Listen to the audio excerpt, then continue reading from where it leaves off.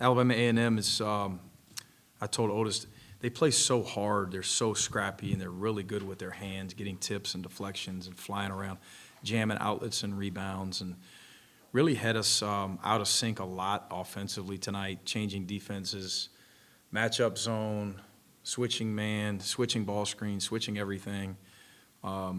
Didn't find a great offensive rhythm. We happened to be bigger and longer, of course, and our offensive rebounding talent, took over in the paint. Thought we did a really good job of drawing fouls, fighting through contact. It was a really physical game, of course.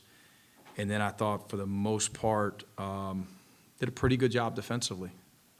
Love the way that we finished the right way with getting some stops, especially down the stretch in the last 4 minutes. We had guys out there that don't get a ton of opportunity that finished on a 9-0 run, if I'm not mistaken.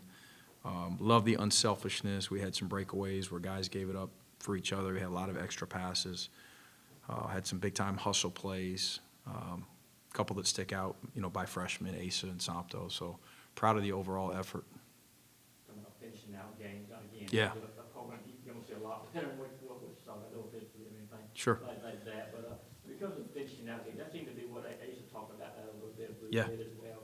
How do y'all work on that in practice when it comes to finishing out? We play a lot of 4-minute games in practice.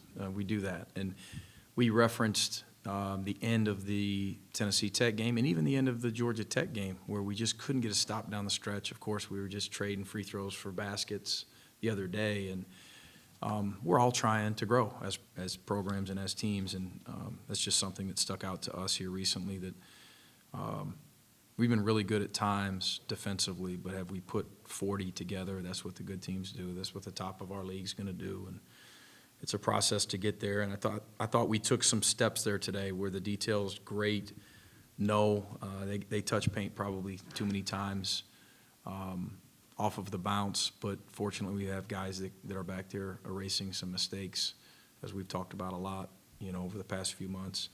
Our execution versus a lot of their changing disruptive defenses wasn't pretty at times, but our effort was certainly there throughout, and as strong as it was all game in those last few minutes, which is growth. What kind of progress have you seen from Sompto at this point? Decision-making, passing, not turning the ball, just being more secure with the ball in his hands. Ball screen defense has gotten better. Transition defense has gotten better.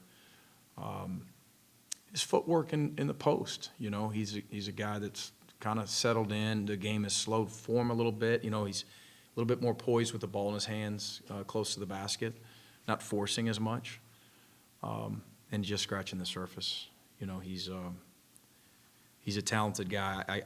I guess I'd be remiss if I didn't talk about the improvement with his motor too. You talk about some of those hustle plays. That's growth for him. He's playing hard. A couple of times with him too, communicating on the court here, calling out different things. Yeah. The game. Yeah.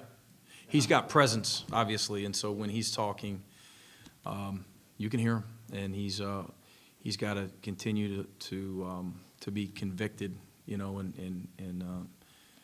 what he's talking about, and decisive, and be loud and early with some of his defensive communication. I thought Justin Abson did a good job of that with us tonight too. Justin has got so much maturity, offensively and defensively, just kind of anchors some things and puts guys in the right spots, and he's got some quarterback in him as a big. You've got so many combinations now you could use. For different guys on the court at different times. So from just that standpoint, be able to use a lot of players. Where are you right now in that regard from what you would hope to be? Confusing. Yeah. But a luxury. We like our depth, but that said, Marquette and St. John's have great depth. I hadn't studied those guys much at all. Honestly haven't seen either team play. Seen some of the teams in our league play, and saw them last year, and depth is prevalent through the league, height and length and speed and quickness, and a bunch of guys that can do damage to SEC opponents, as starters or off the bench. So we're we've got a roster that's just has a better chance to be more competitive against high-level competition, and I really like our depth. I don't know what we do moving forward. Who knows how many minutes some of these guys will play, how many our starters will play moving forward, but we're open to continuing to evaluate it, and as long as each one of these guys individually is getting better, and again, collectively as a team, we continue to make some improvements, everything will work itself out. Mike, from what you know about Marquette and St. John's roster makeup, some of the guys maybe you've seen around the circuit, how can they challenge you that some of the teams you face with haven't? I just know they're highly ranked teams with good metrics, highly rated in Ken Palm. I haven't seen either team. I haven't. I just haven't. I'll dive into that tomorrow, you know, and obviously we won't spend a lot of time with St. John's. Marquette will demand our attention and respect. It's a great program. Shaka's done a phenomenal job up there, and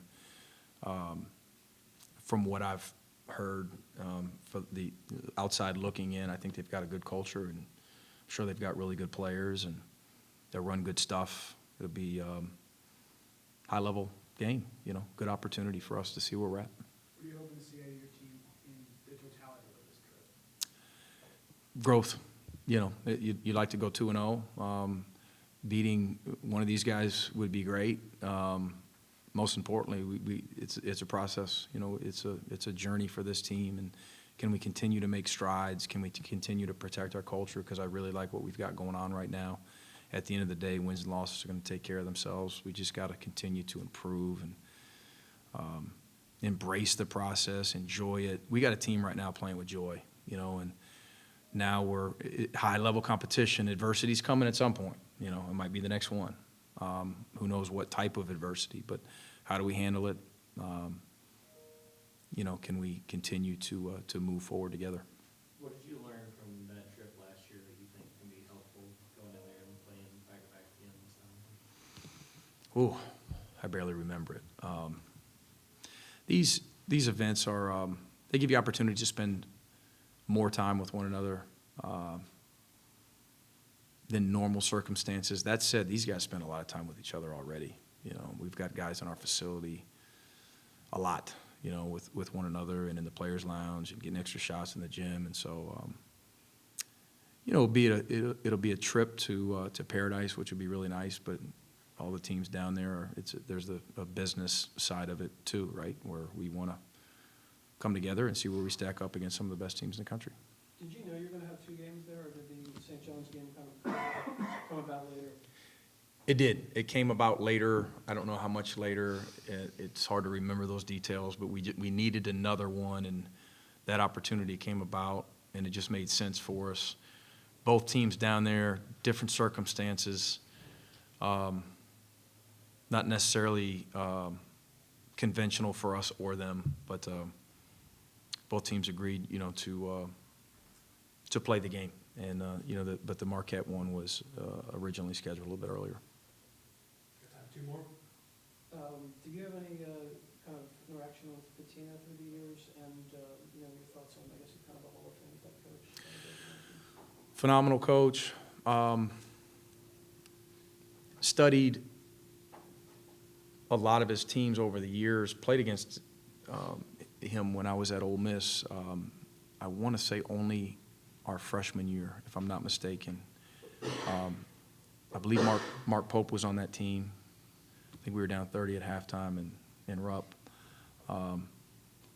Coach Patino had, I don't know, 8, 9, 10, 11 pros on that team. They were just unbelievably loaded and fun to watch and fun to compete against. And just over the years, if you want to talk about press or pressure basketball, offensively, defensively, spacing you, shooting the 3, turning you over, his name's going to come up, you know, if you want to study some of the best. He's had an incredible run.